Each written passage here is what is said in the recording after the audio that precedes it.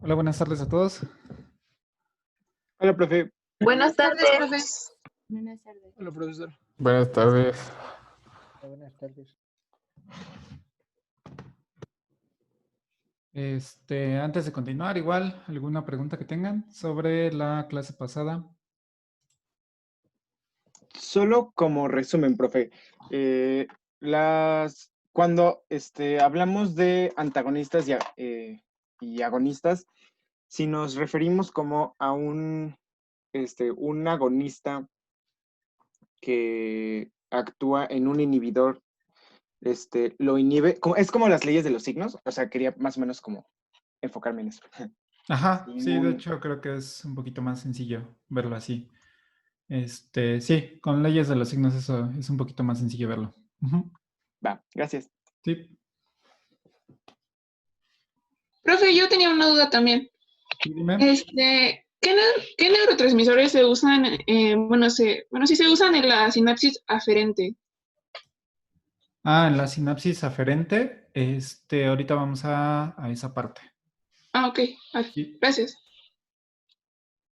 ok, ¿alguien más? ¿Alguna otra pregunta? Profe, yo tengo una pregunta, pero no es sobre la clase. Es que me metí en altas la semana pasada, Sí. entonces no sé si tenga usted mi correo para mandarme las ligas por las que entramos o va a ser siempre la misma. Va a ser siempre la misma. Si quieres, mándame un correo al final. De hecho, si tienes acceso al grupo de Classroom, ahí viene la liga para acceder a Zoom con la contraseña y todo. Ujú. Bueno, pero ahorita me puede pasar su correo, por favor, también.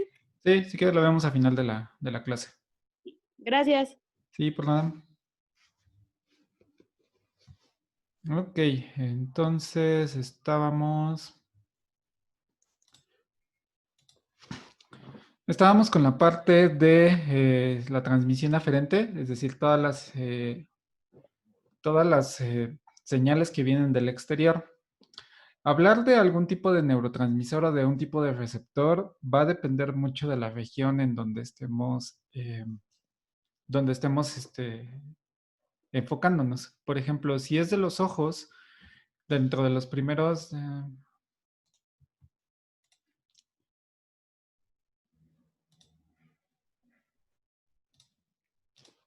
aquí, por ejemplo, si es de la vista, que específicamente es de los ojos,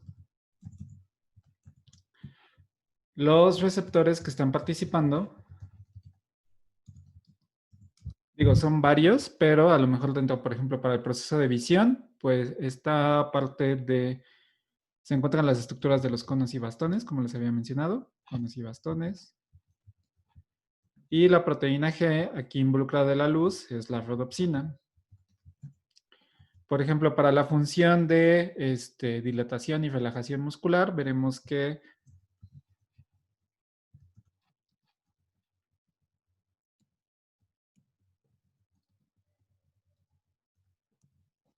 aquí van a entrar los sistemas adrenérgico y colinérgico.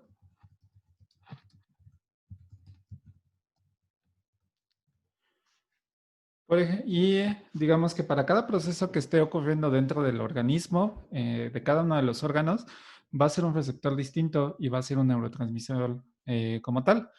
De igual forma, los segundos mensajeros que se van a procesar van a ser totalmente distintos. Entonces, esto digamos que abre un panorama muy amplio en cuestión, por ejemplo, de qué tipo de órgano nos queramos referir para determinar o tener los puntos un poquito más finos. Entonces, como señalar algún tipo de neurotransmisor es un poquito complicado porque la pregunta es bastante extensa. ¿Qué pasa, por ejemplo, en otro de los sistemas que son también muy importantes, que es la nocicepción? Bueno, específicamente la propiocepción.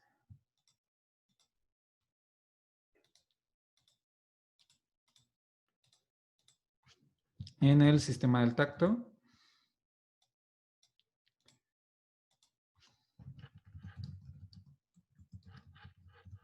podemos tener mecanismos de propiocepción y mecanismos adversos que están relacionados con la nocicepción. En el caso, por ejemplo, del término propiocepción, significa cómo se encuentra tu organismo para detectar ciertas posiciones de tu cuerpo. Por ejemplo, es, como les mencionaba inclusive en la clase pasada, ustedes no tienen conciencia totalmente de cómo se encuentra su cuerpo en este momento. Es decir, no prestan atención a cómo está toda la estructura de su organismo, toda la estructura de su cuerpo, qué está sensando, qué situación en este preciso momento. Específicamente, por ejemplo, si yo les digo que pongan atención a en la parte de sus extremidades, en la parte de sus piernas, a lo mejor prestan atención ahí y ya tienen una sensación de cómo está tanto la silla, la temperatura, por ejemplo, qué tipo de ropa traen, cómo es la textura de esa ropa, etcétera. De igual forma, como están descansando su espalda, a lo mejor no perciben si están sentados de forma correcta, si están un poquito torcidos, o cómo se encuentran esos músculos. Entonces, esto es la parte de la propiocepción, es decir, cómo nos encontramos en una condición normal. Ya si hablamos, por ejemplo, de la nocicepción, que veremos también más adelante, esto está relacionado con procesos de dolor, es decir, cuando tenemos algún estímulo nocivo, cómo hace el organismo para detectar estas señales y mandarlas directamente hacia el sistema nervioso central y cómo es la integración. Para esto, tanto la propiocepción como la nocicepción, aquí van a entrar en juego principalmente receptores que son denominados mecanoceptores. Esto específicamente, pues, si hacen la derivación de la palabra, pues viene de un estímulo mecánico, es decir, que se van a activar. Estos no se van a activar por algún potencial, sino simplemente por alguna fuerza física. Es decir, si nosotros presionamos en alguna región del organismo, va a detectar este cambio de la tensión y es como se va a activar. Y eso finalmente nos va a dar información para saber cómo se encuentra el organismo. Entonces, igual, esto los veremos un poquito más adelante cuando veamos la parte de inflamación y de dolor. Pero, en resumen, esto tenemos que son canales iónicos. ¿Ok? Entonces, digamos que del sistema aferente es un poquito más difícil como decir exactamente qué tipo de receptores son, porque igual nos falta, por ejemplo, tenemos receptores acoplados a proteínas G en los cilios y en los receptores de la nariz. Cada uno de ellos nos permite, por ejemplo, identificar los diferentes olores o aromas que estén a nuestro alrededor. En el oído tenemos cilios que también se van a activar de acuerdo a la posición en cómo estemos. Y eso nos permite, por ejemplo, también evaluar el equilibrio de acuerdo a cómo se encuentre nuestra cabeza. Si la inclinamos hacia un lado, se van a activar los cilios del lado derecho y eso nos va a permitir, digamos, como mandar una señal al cerebro para decir que estamos, digamos, no en una posición a 90 grados respecto al piso, sino tenemos una cierta inclinación y eso hace ciertos ajustes al organismo. Entonces, si van, digamos, un poquito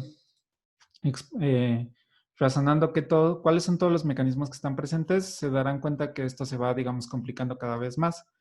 Entonces, de forma general, solamente lo importante del sistema aferente es que son todas las señales que vienen del medio exterior. Ya si en algún momento llegamos a tocar alguno de estos sentidos, nos enfocaremos específicamente en ciertas regiones, no en todo el sistema como tal, porque sería estudiar específicamente un órgano como tal. Ok. Entonces, regresando a esta parte, veíamos que la integración es por diferentes niveles. Tenemos una integración a nivel del sistema que viene por fuera. En este caso estamos hablando de los dígitos, de los dedos. Aquí lo que está representado, por ejemplo, en verde, estas como aritos, está haciendo la representación de los mecanoceptores. Entonces, estos mecanoceptores, por ejemplo, si ustedes pasan su dedo por la superficie donde estén trabajando, este cambio de presión generará una sensación que es su cerebro que va a mandar directamente hacia la médula espinal y de ahí lo va a mandar hacia las regiones del cerebro para poder integrar qué es lo que están sensando. Y saber, pues, como les decía la clase pasada, detectar tanto temperatura, superficie, en algunos casos se llega a detectar si se tiene algún estímulo nocivo o no. Esto se va a ver reflejado, por ejemplo, en que hay irritación, en que hay cierto malestar, ¿no? Entonces, para que todo esto ocurra, necesitamos, como les mencionaba, un sistema de proyección que está a través de la médula espinal.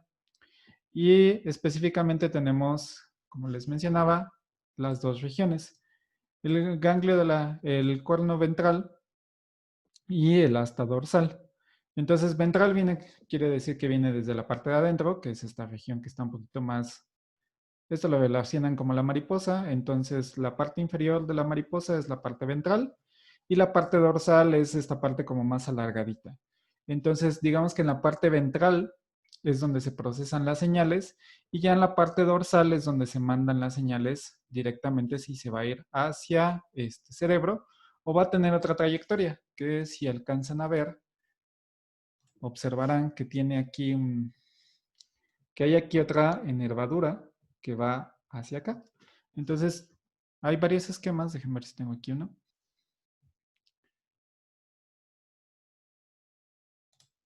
Ok, este esquema viene un poquito más simplificado.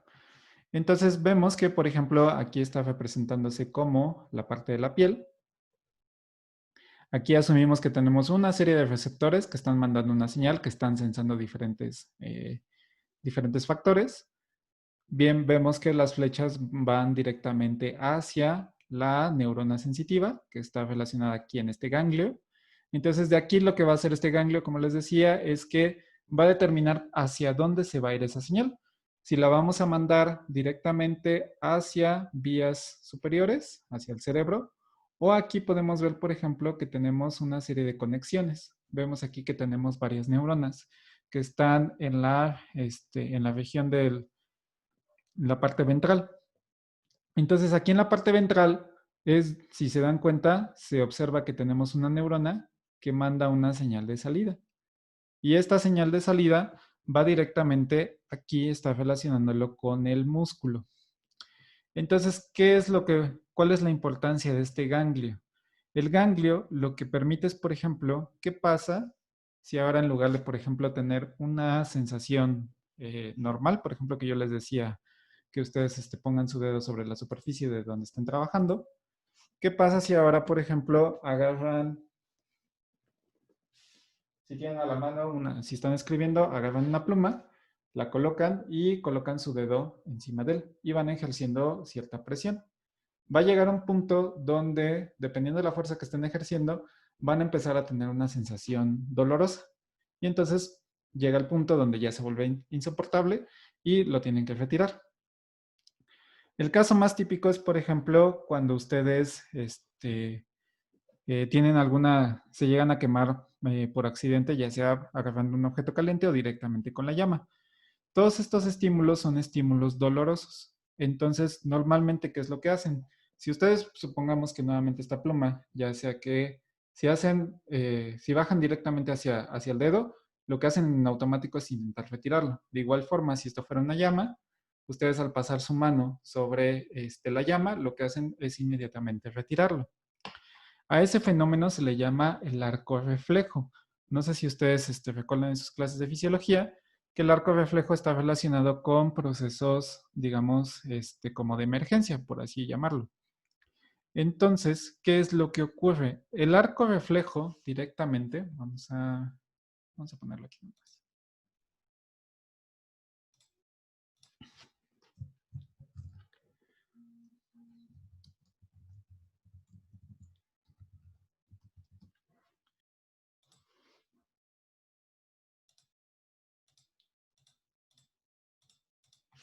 El arco reflejo específicamente no tiene que ver con un dolor, sino es una acción que ocurre cuando no hay intervención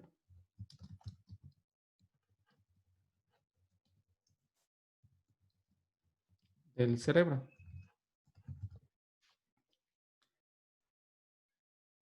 Entonces, cualquier acción donde el cerebro no esté participando, es decir, alguna reacción o alguna acción que esté siendo de forma automática, se le denomina arco reflejo. Uno de los arcos reflejos que también son de los más comunes, por ejemplo, es el fenómeno de caminar.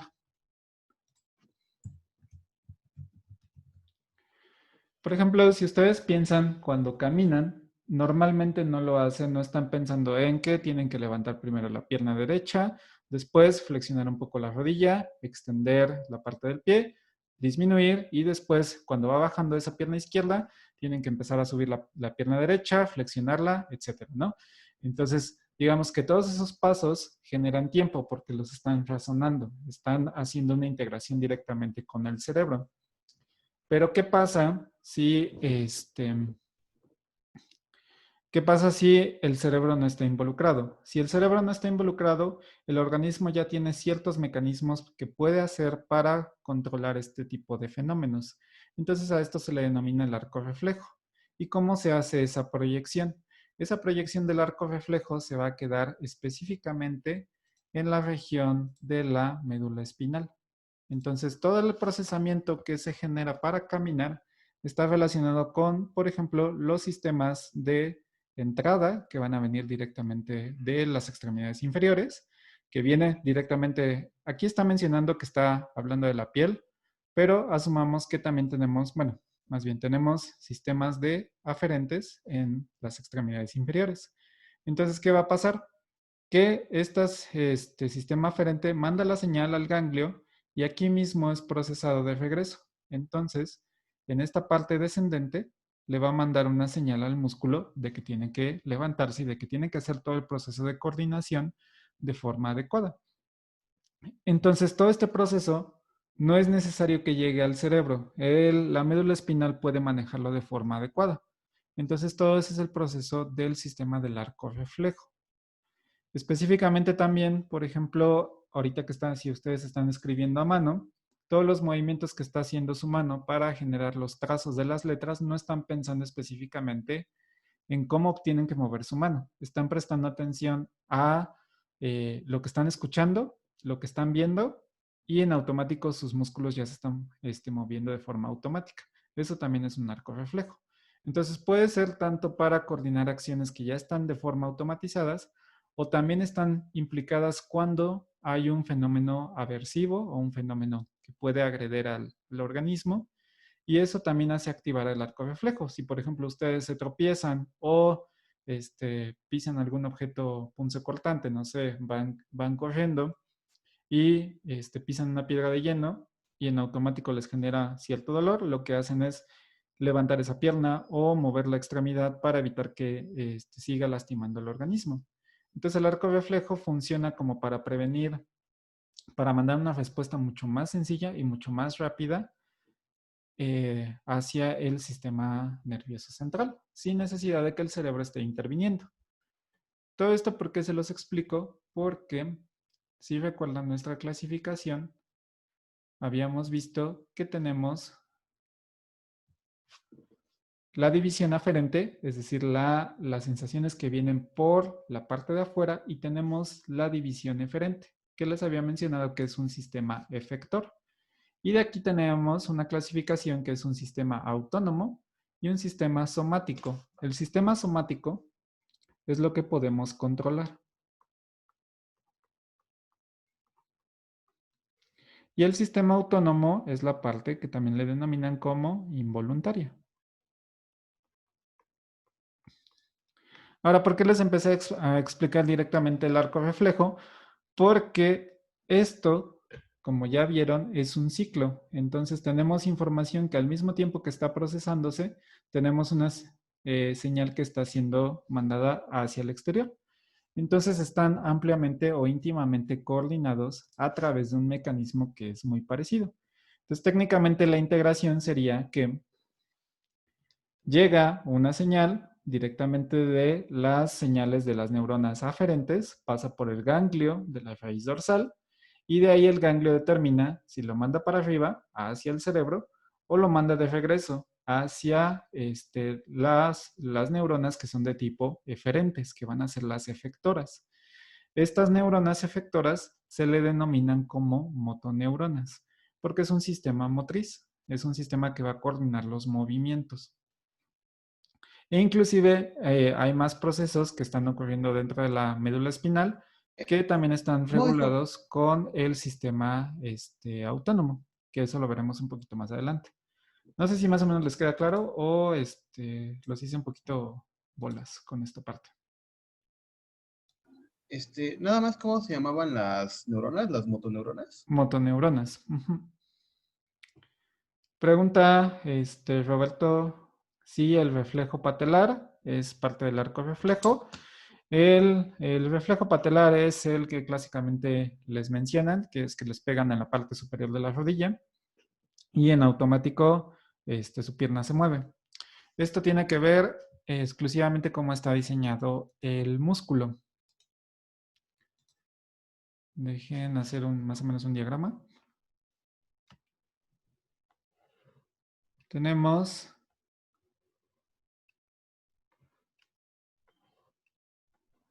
asumiendo que esto es el diagrama de la fibra muscular, tenemos el músculo y siempre han visto en los esquemitas que tiene una región como blanquecina casi al inicio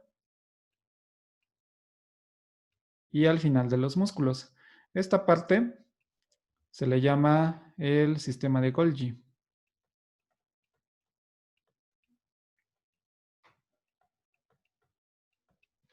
O también específicamente órgano tendinoso de Golgi.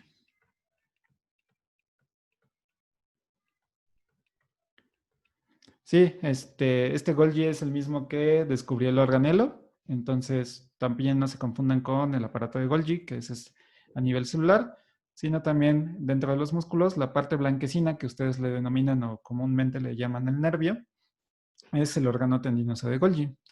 ¿Qué hace este nerviecito que se encuentra aquí? Lo que hace es controlar el sistema de flexión y de extensión de los músculos, del músculo esquelético.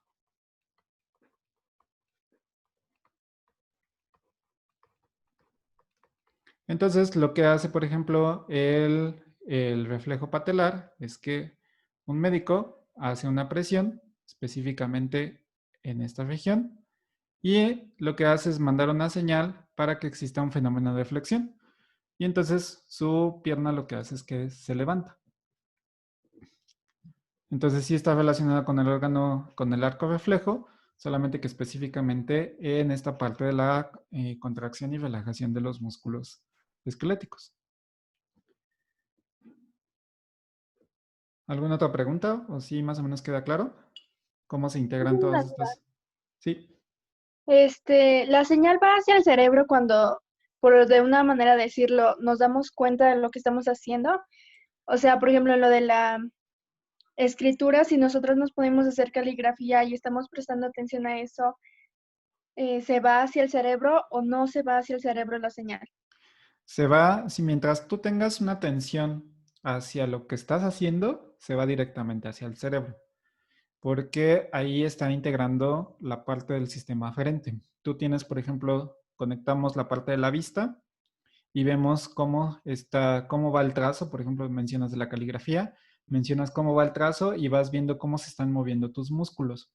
E intentas más o menos con la vista dirigir a tu mano para que haga el trazo que tú necesitas. Pero, por ejemplo, algunas, inclusive, por ejemplo, si alguno de ustedes empieza a tocar algún instrumento, al principio está totalmente consciente de los movimientos que tiene que hacer en las diferentes, dependiendo del instrumento, asumamos que es, por ejemplo, un instrumento de viento, tiene que poner atención en cómo van a estar la posición de los dedos en los diferentes orificios para poder hacer la presión. Entonces, ya cuando ustedes dominan una cierta actividad conforme la práctica, ya todo eso se vuelve como un arco reflejo, que es cuando ya dicen que ya lo hacen por instinto o ya lo hacen de forma automática. Ya no están prestando atención exactamente a las notas, sino simplemente ya está almacenado en su cerebro por la repetición y ya lo hacen de forma automática. Entonces, en un inicio, los niños empiezan a poner atención cuando empiezan a aprender a escribir, pero conforme van desarrollando esa habilidad, ya no prestan tanta atención a exactamente lo que están haciendo. Entonces, sí, el arco reflejo se va generando conforme la práctica. Gracias. Profe, los movimientos que hacemos cuando estamos dormidos también son arco reflejo. Sí, normalmente esa está relacionada con el sistema involuntario. Y en ocasiones sí son por arco reflejo, porque no tienes totalmente plena conciencia de lo que estás haciendo. Ujú.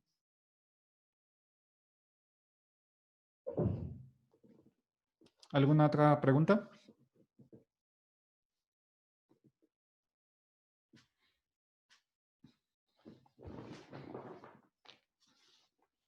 No, profe, gracias. ¿No? Ok.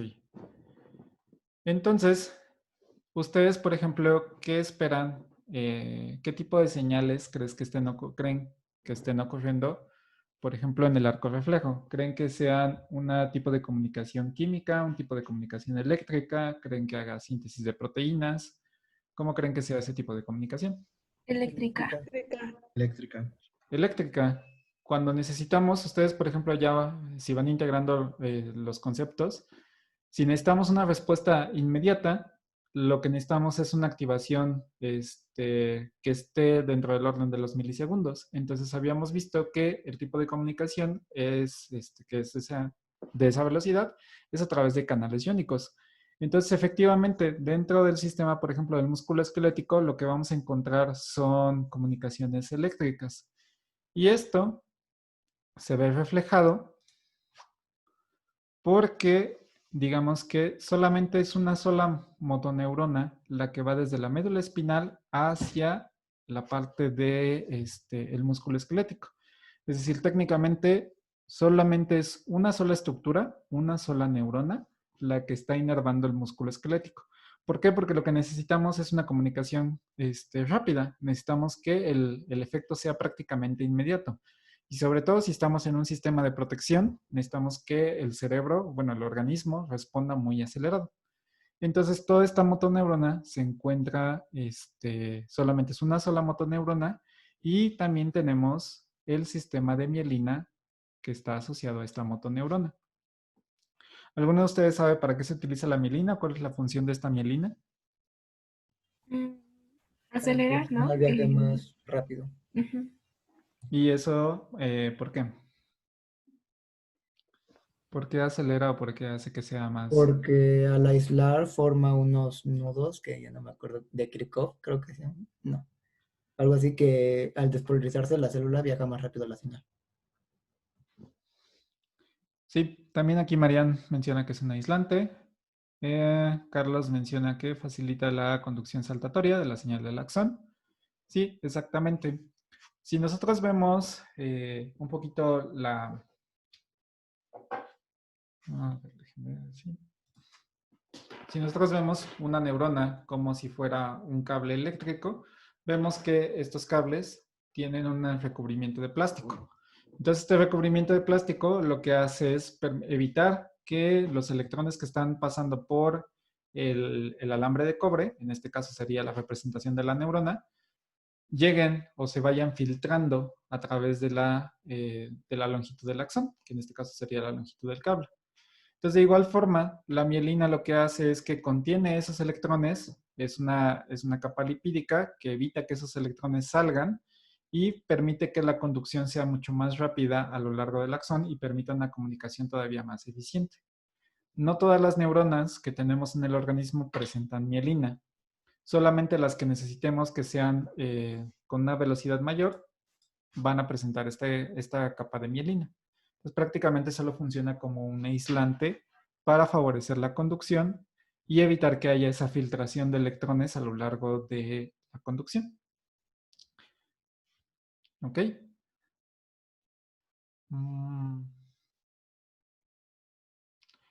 Entonces, complementando aquí la información, vemos que el sistema eferente es solamente una motoneurona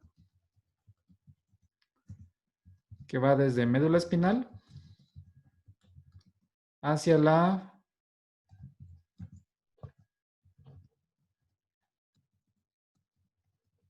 fibra muscular. Okay.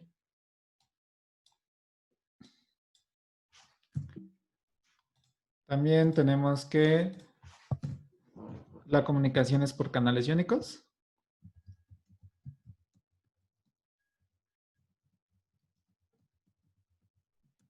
Y esta motoneurona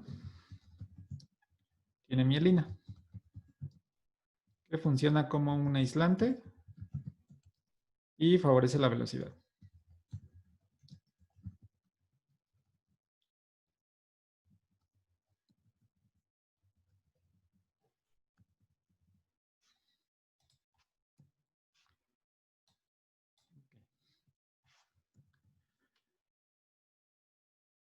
Y la unidad funcional es el músculo esquelético.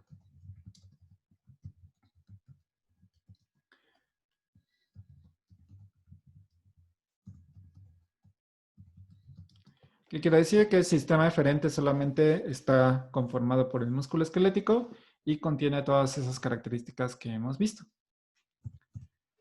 De igual forma, ¿cómo funciona el músculo esquelético? Es que tenemos músculos que vienen por pares.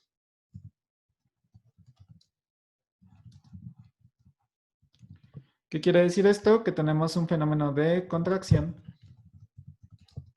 y relajación coordinado. Por ejemplo, si ustedes ven, si ven su brazo, tenemos, si ustedes lo flexionan, este músculo que estoy señalando aquí, se está contrayendo, mientras que el de abajo se está relajando. Si ustedes extienden su brazo, lo que pasa es que ahora es que este se contrae y el de acá se está relajando. De igual forma, por ejemplo, en las extremidades inferiores tenemos un músculo que va a contraer y un músculo que va a relajar. Entonces, prácticamente para todos los movimientos coordinados que tengamos, siempre vamos a tener ese patrón de contracción y relajación. De igual forma, por ejemplo, cuando tenemos algún esguince, quiere decir que los dos músculos quieren contraer al mismo tiempo. Entonces, donde tenemos un fallo es en esta región del órgano tendinoso de Golgi. El órgano tendinoso es quien le manda la instrucción a qué músculo contraerse y a qué músculo relajarse. Si el órgano tendinoso de Golgi está fallando o por alguna razón se distrae, manda una contracción a los dos músculos y lo que hace es que se tensan esas fibras y es donde tenemos algún esguince o alguna lesión muscular. Entonces, básicamente ese es como el procesamiento que ocurre en el sistema eferente. Entonces, prácticamente esas son como las generalidades de este tipo de sistema. ¿Tienen alguna pregunta en esta parte? Es relativamente un poquito más sencillo. Y de igual forma, todo esto con el sistema eferente se mantiene en constante comunicación. Pero hablando solamente del sistema eferente, está relacionado solo con médula espinal y con el músculo esquelético.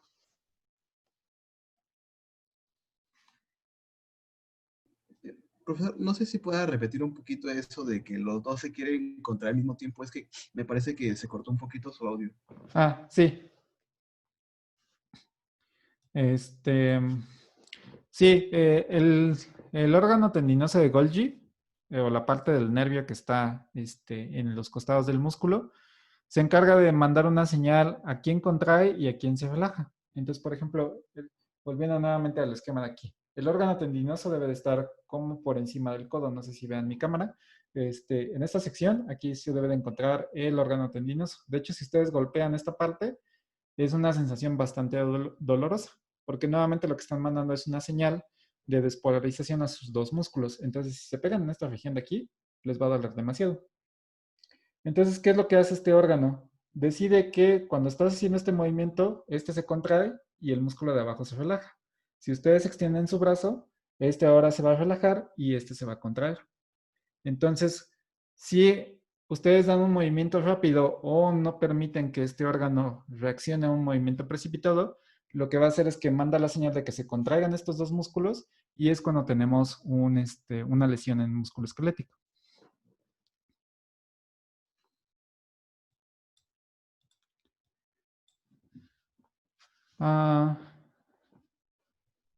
Ok.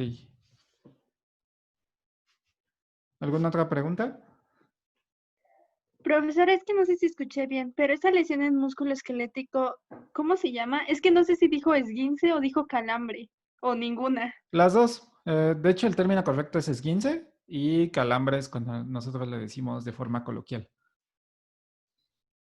O sea, un esguince es cuando ya hay una ruptura de las fibras y un calambre es cuando los dos se llegan a contraer, pero dependiendo de la intensidad de ese calambre, puede llegar solamente a una lesión o sí puede haber una ruptura de estas fibras.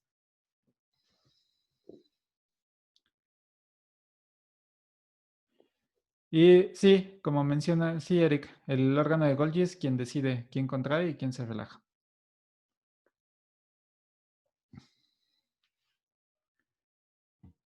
Profesor, disculpe, me surgió otra duda, pero Sí. las personas que tienen malos reflejos o que son como muy lentos para quitarse, ¿es porque tienen falta de mielina o porque no están tan acostumbrados y no es algo automático? O ninguna.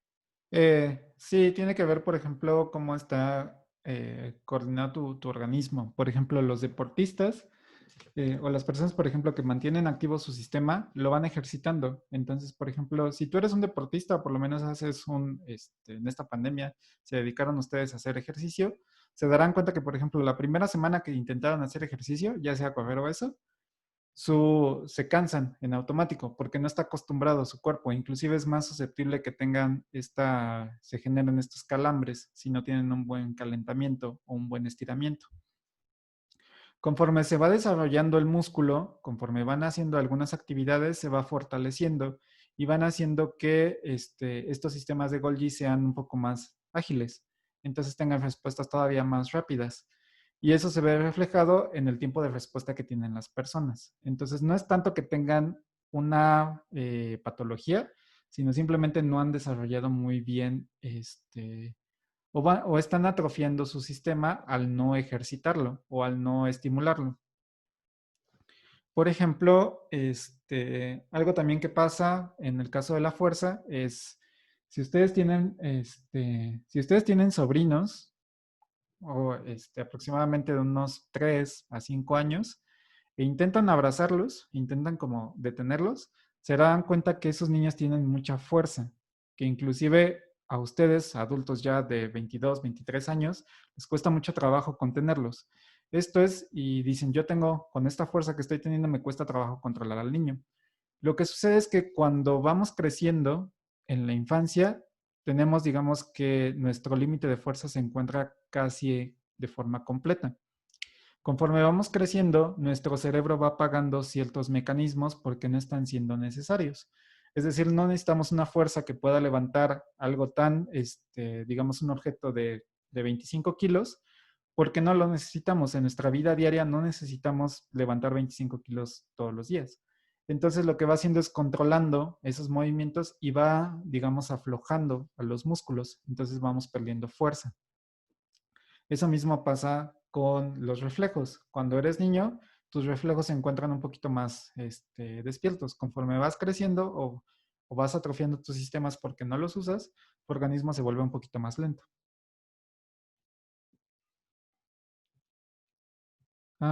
Pregunta Roberto si el órgano tendinoso de Golgi es responsable de la propiocepción. No, porque la propiocepción viene del sistema aferente. El sistema aferente es el que te está diciendo cómo se encuentran. Entonces, tenemos receptores en la piel que nos van a detectar cómo está nuestro organismo y después esos señales las va a mandar nuevamente a, por vía aferente, por vía que va subiendo y después de ahí se va a regresar. Entonces, digamos que aquí los propioceptores, déjenme ponerles un esquema, creo que es más fácil así.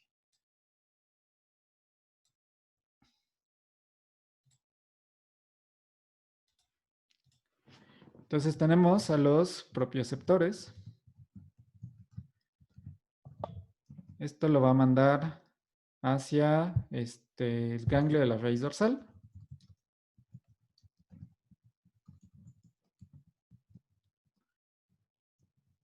De aquí van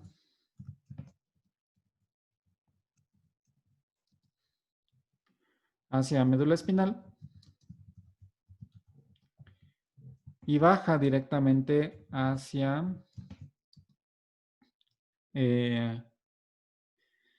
la parte de las motoneuronas. Y de aquí manda la señal hacia el órgano tendinoso.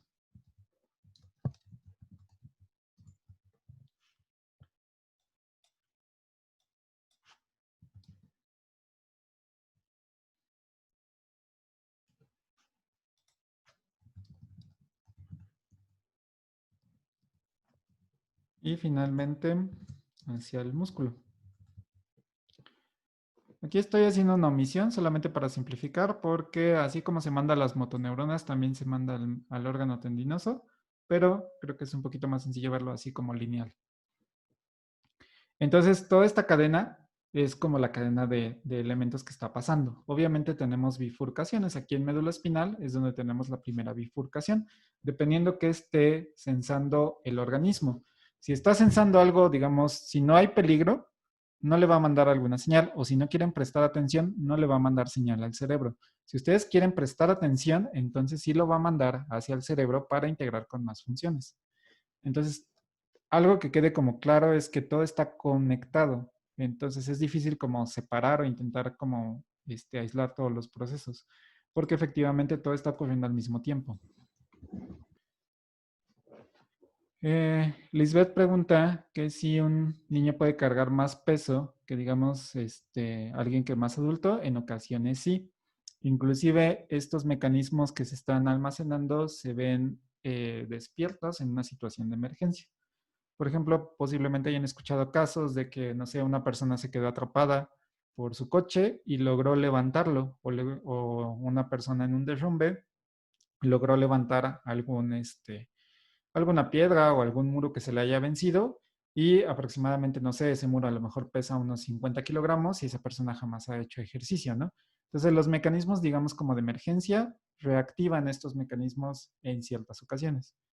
Pero sí, normalmente, conforme vamos creciendo, obviamente tiene que ser proporcional, ¿no? No comparen como la fuerza bueno, el peso que puede cargar un músculo que apenas es de unos 20 centímetros de un niño a su músculo de ustedes que puede ser como de 30 a 35 centímetros, ¿no?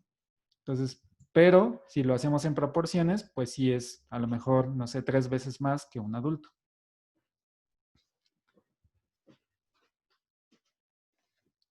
¿Ok?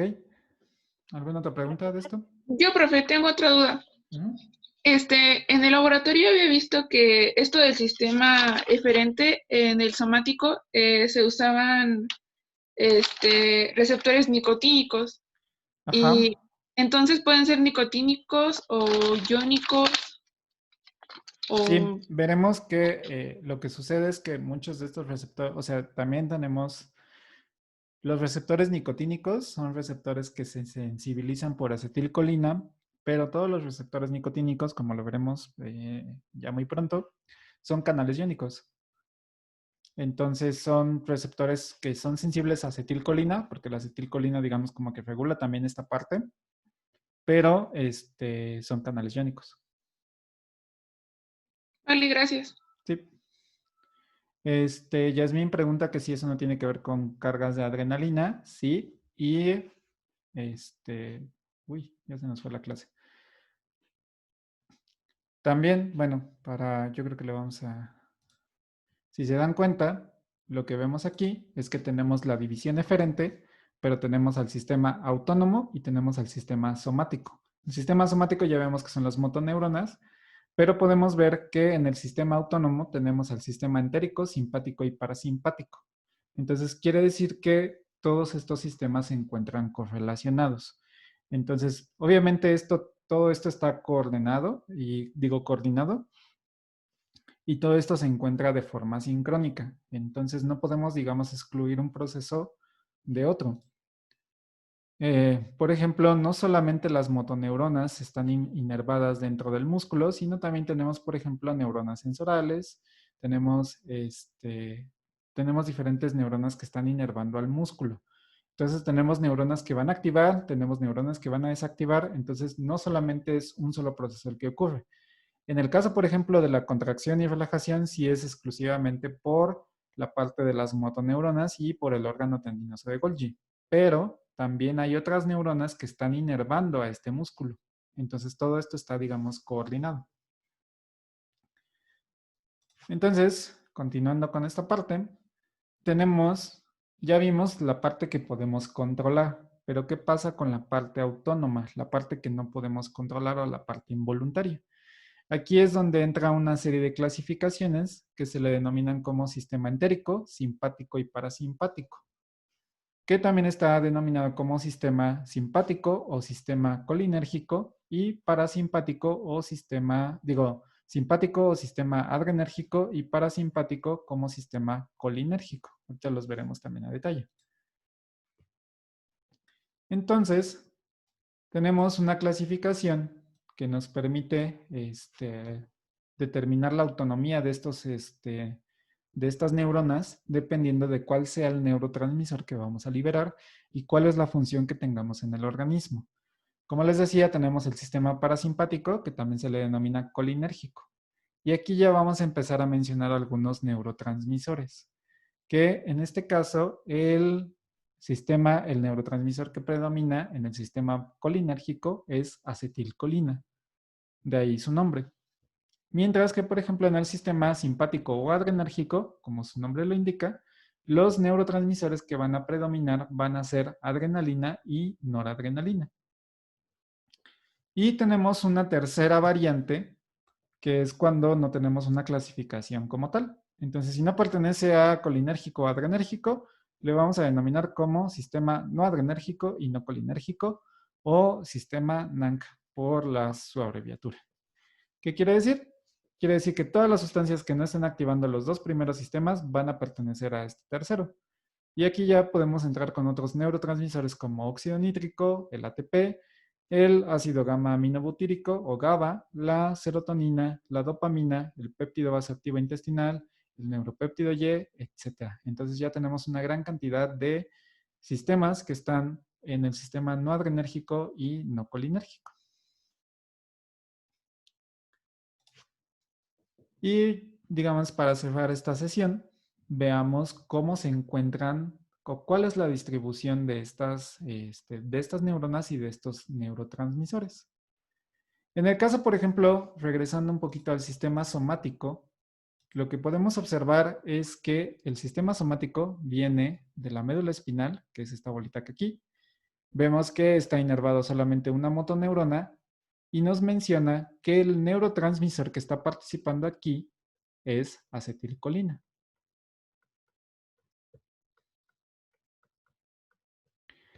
Y vemos que a quién va a inervar específicamente al músculo esquelético. Y tenemos aquí una letra que dice NM, que está haciendo referencia a los receptores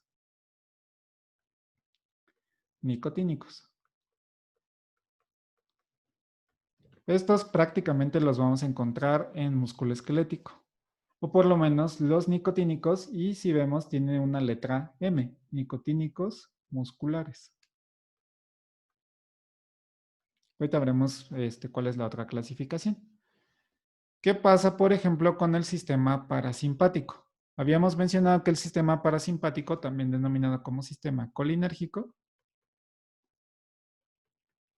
viene de la médula espinal, viene una neurona, que si podemos observar es una neurona larga de la médula espinal. Vemos que el neurotransmisor que está involucrado en este proceso sigue siendo acetilcolina. Pero vemos aquí vemos otra estructura y aquí lo mencionan como un ganglio.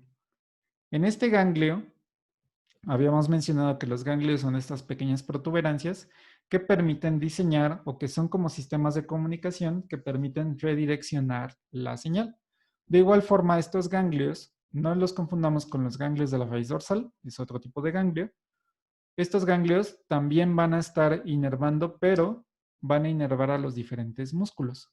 Esto puede ser ya sea inclusive algún otro tipo de órganos, como puede ser el corazón, el pulmón, la vejiga, etc. Y aquí vemos que los receptores que se van a inervar principalmente son los receptores muscarínicos. Entonces tenemos una clasificación, que también veremos más adelante, de receptores nicotínicos y receptores muscarínicos. Pero los dos son sensibles a acetilcolina. También veremos sus características al final. Y finalmente, vemos al sistema simpático. El sistema simpático también lo habíamos denominado como sistema adrenérgico. Este sistema adrenérgico vemos que también deriva de la médula espinal, está referente aquí, pero que observamos la diferencia. Vemos que la neurona que viene de la médula espinal hacia el ganglio es una neurona un poco más pequeñita. De hecho, es muy corta, prácticamente está en la periferia. Pero ¿qué neurotransmisor está inervando esta neurona? Vemos que sigue siendo acetilcolina. Pero entonces me van a preguntar, ¿por qué se le denomina sistema adrenérgico si sigue participando acetilcolina? Porque el neurotransmisor que va a ser liberado después de este ganglio va a ser norepinefrina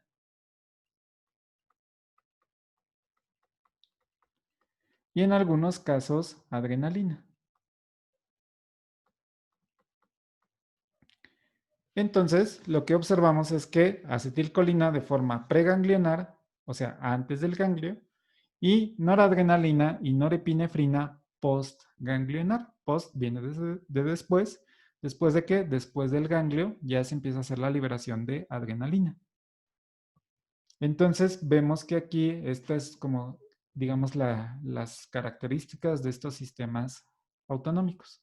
Y también, bueno, tenemos el sistema somático en la primera parte, pero el sistema autonómico habíamos visto que solamente son las dos grandes clasificaciones, adrenérgico y colinérgico. ¿Tienen alguna pregunta sobre esta parte? Ya finalizando la sesión de hoy.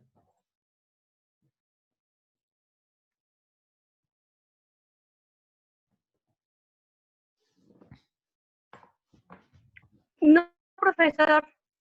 ¿No? ¿Todo bien? Ok. Sí, todo bien, gracias. Por Perfecto. ejemplo, en la práctica de farmacología vamos a utilizar la aorta y la tráquea. tráquea. Ujú. Ajá, el uso de estos tejidos es porque ahí se encuentran los receptores de estas dos neurotransmisores. El uso de los tejidos es porque el tipo de receptores que están involucrados en cada uno de ellos es distinto. Entonces, el enfoque aquí es que normalmente en los libros de fisiología antiguos se decía que, por ejemplo, el sistema simpático o adrenérgico era un sistema excitador y que siempre el sistema parasimpático era un sistema depresor y que siempre iba a ser su única función, de deprimir o desactivar el sistema. Conforme veamos, veremos que va a depender del caso. O sea, no es del todo incorrecta su aseveración, pero veremos que dependiendo del tipo de receptores que tengamos, va a ser el efecto que estemos observando. ¿Por qué? Porque tenemos, por ejemplo, receptores de acetilcolina que están acoplados a proteínas GS y también a proteínas, perdón, GQ y a proteínas GI. Entonces habíamos mencionado que, por ejemplo, los GQ eran activadores, mientras que los GI es inhibidor. Pero también tenemos, por ejemplo, a receptores del sistema adrenérgico que están acoplados a proteínas GS, GQ y también a proteínas GI. Entonces, adrenalina, si se va por esta vía de receptores GI, pues obviamente lo que vamos a ver es un sistema de inhibición. Pero, obviamente, tenemos también prevalencia sobre receptores GS y GQ, que estos habían sido activadores. Entonces, ese es el objetivo, digamos, de utilizar los diferentes tejidos y los diferentes fármacos. Ver qué tipo de receptor se va a unir y qué tipo de proteína G está involucrada, si es excitadora o es inhibitoria.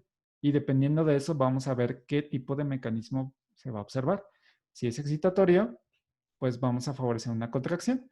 Si es inhibitorio, vamos a favorecer una relajación. Entonces, dependiendo de qué tipo de estímulo sea, va a ser el resultado que esperemos. No sé si te quedó un poquito más claro. Sí. Ok. ¿Alguna otra pregunta? Profe, nada más una pregunta. ¿Qué significa la M en el subíndice de los receptores nicotínicos? ¿Nicotínicos? Ah, la M minúscula significa que es nicotínico muscular.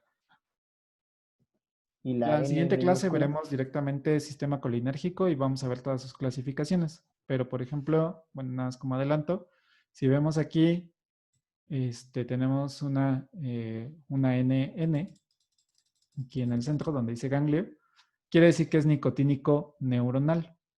Entonces, en esta parte viene porque es músculo. Aquí viene porque es músculo. Y en esta parte viene porque son neuronas o neuronales. Gracias, profe. Sí, por nada. Entonces, si no hay más preguntas, nos vemos el jueves. Gracias, profesor.